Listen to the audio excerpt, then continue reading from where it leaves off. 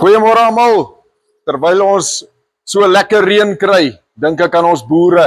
Nou hulle sê hierdie 6-7 boere besluit hulle gaan 'n bietjie rugby kyk daar op Loftus. Nou vat hulle een man se bus. Nou julle weet op so 'n groep is daar altyd so 1 of 2 manne wat bietjie hand uitruk.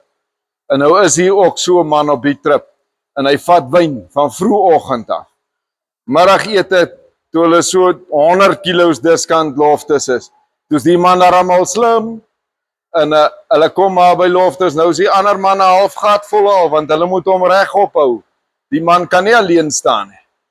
En toe hulle daar by Loftus kom stop, toe sê hy vir die manne, kerels, ek het julle gesê ons moet daai Fordkie van my ry, daai Ford Ranger. Hulle sê miskien mal man, ons sal mos nooit almal in die Ford Ranger kom nie. Dis dan 'n single cab. Hy sê ek het julle gesê kerels, ons moes met daai Ford gery het, dis van kardinale belang ons moes met daai Ford gery het. Hulle sê maar wat is dan nou so belangrik van die Ford? Hy sê ons kaartjies is in daai Ford se kabiel. Julle moet lekker naweek hou.